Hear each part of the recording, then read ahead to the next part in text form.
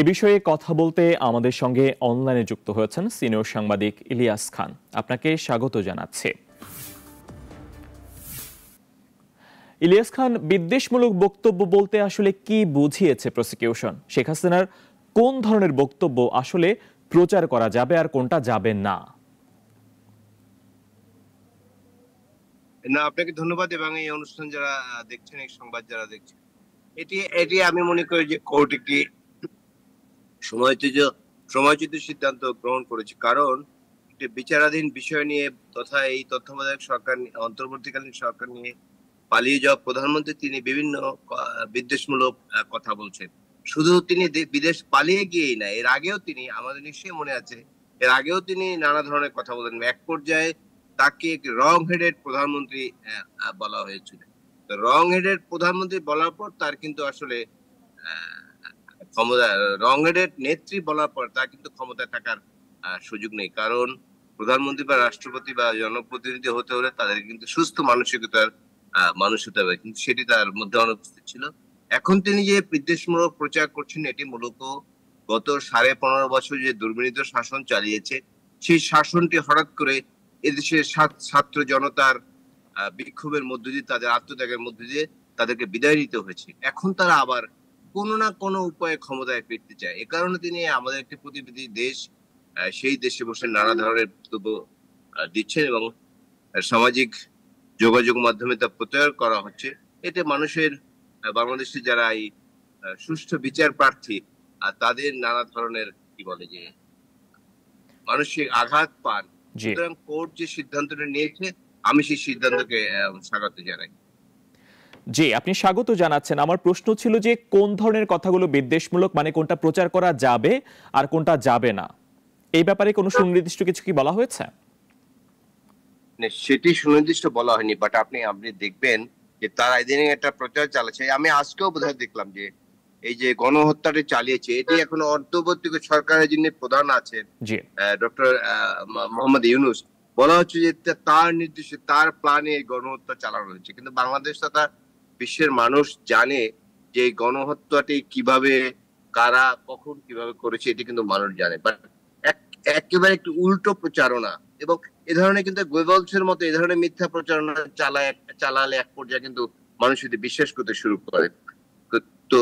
তো আমরা দেখছি একটা সত্য ঘটনাকে, তারা যে ঘটনাটি ঘটিয়েছে সেটি এখন অন্তর্বর্তীকালীন সরকারের প্রধান বা বাংলাদেশের একজন বিখ্যাত মানুষ, সারা পৃথিবী যাকে চেনেন, ডক্টর মোহাম্মদ ইউনূস, তার বিরুদ্ধে এখন এই প্রচারণা চালাচ্ছে। সুতরাং কোর্ট কি বলছে আমি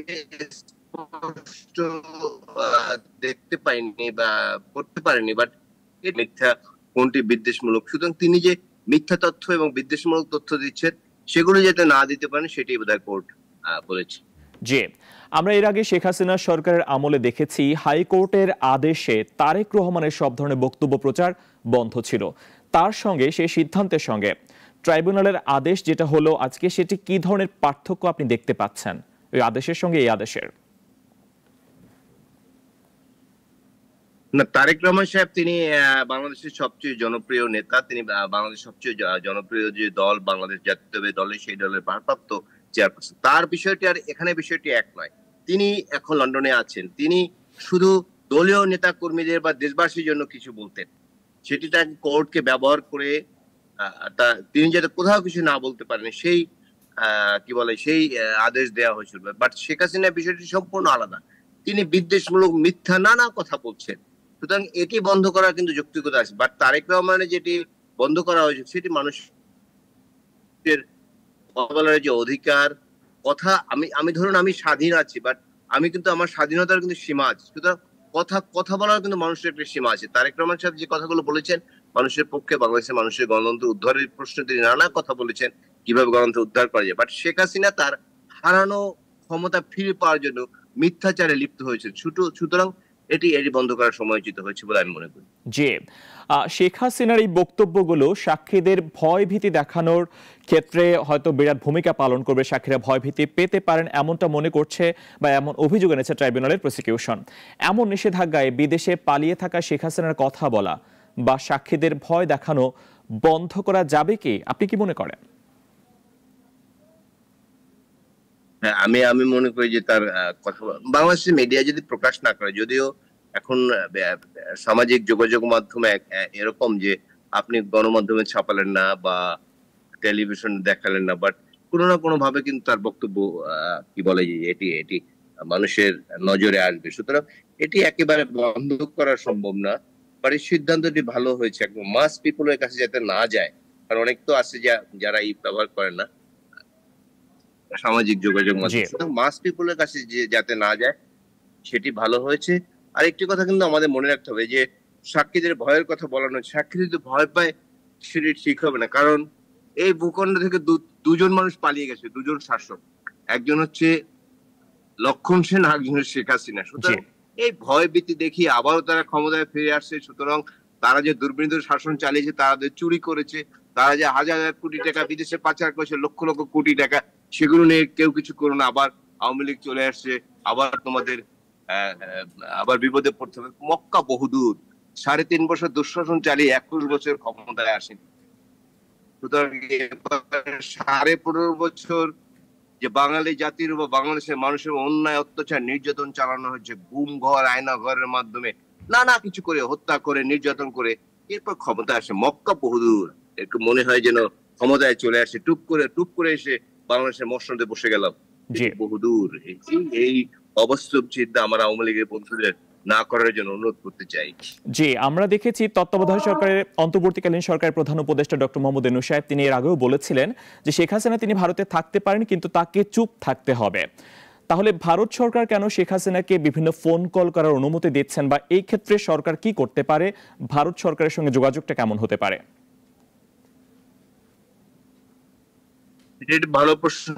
আমাদের কষ্ট হয় ভারতের এই ভূমিকার জন্য। ভারত আমাদের প্রতিবেশী রাষ্ট্র, আমাদের বন্ধু রাষ্ট্র, কিন্তু সাম্প্রতিক কালে বিশেষ করে শেখ হাসিনার পতনের পরে তারা ভিন্ন ধরনের ভূমিকায়, রাষ্ট্র টু রাষ্ট্র যে সম্পর্ক সেটি না রেখে একটি দলের পক্ষে যে তাদের কি বলে যে ঘনিষ্ঠতা একটি দলের সঙ্গে, সেটি তারা প্রমাণ করেছে। ভারতের আমার মনে হয় পররাষ্ট্রনীতি, আমি উপদেশ দিচ্ছি না, বাট বাস্তবতা যেটি, সে মনে হয় ভারতের পররাষ্ট্রনীতি চেঞ্জ করেছে এই অর্থে আপনি দেখবেন যে ভারতের প্রতিবেশী দেশের সরকার কোন দেশের সঙ্গে তাদের কিছু ভালো সম্পর্ক নেই। এটি কিন্তু একটা রাষ্ট্রের জন্য খুব দুর্ভাগ্যজনক। আপনি দেখেন যে চীনের সঙ্গে 14টি দেশের সীমান্ত রয়েছে, কিন্তু সবগুলো দেশের সঙ্গেই তাদের সুসম্পর্ক আছে। ভারতের প্রসঙ্গে আপনি দেখুন, ভারত পাকিস্তান চীনের সাথে সম্পর্ক নাই, মালদ্বীপে চীনপন্থীরা ক্ষমতায়, নেপালে চীনপন্থীরা ক্ষমতায়, তারপরে শ্রীলঙ্কায় চীনপন্থীরা, সর্বশেষ বাংলাদেশে তাদের একটি দলের সঙ্গে সম্পর্ক ছিল, তাও কিন্তু জনগণের সঙ্গে না।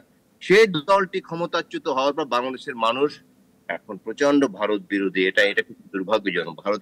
ভারত কিন্তু আমাদের মনে রাখতে হবে, আমি কিন্তু ইচ্ছে করলে প্রতিবেশী বদলাতে পারি, আমাদের সুসম্পর্ক থাকা উচিত। এখন যে শেখ হাসিনা ভারতে আছেন, তিনি একটি রাষ্ট্রের বিরুদ্ধে, তিনি তো পালিয়ে যেতে বাধ্য হয়েছেন, তিনি ক্ষমতাচ্যুত হয়েছেন। তিনি যদি এখন আবার বাংলাদেশের মানুষের বিরুদ্ধে বিষোদ্গার করেন, এই অন্তর্বর্তী সরকারের বিরুদ্ধে বিষোদ্গার, এবং সেটা যদি ভারত নয়াদিল্লি পারমিট করে, সেটি দুর্ভাগ্যজনক। আমার মনে হয় নয়াদিল্লির বোধোদয়ের সময় এসেছে। রাষ্ট্র টু রাষ্ট্র যে relation, state to state relation, সেটি ভারতে রক্ষা করা উচিত, কোন বিশেষ ব্যক্তির উপর না, কোন বিশেষ দলের সঙ্গে না। জি, নিশ্চয়ই। আপনাকে অনেক ধন্যবাদ আমাদের সঙ্গে যুক্ত হওয়ার জন্য। প্রিয় দর্শক, আমাদের সঙ্গে যুক্ত হয়েছিলেন সাংবাদিক Ilias Khan. Double million offer, Walton fridge কিনে পেতে পারেন 20 লক্ষ টাকা, রয়েছে কোটি কোটি টাকার নিশ্চিত উপহার।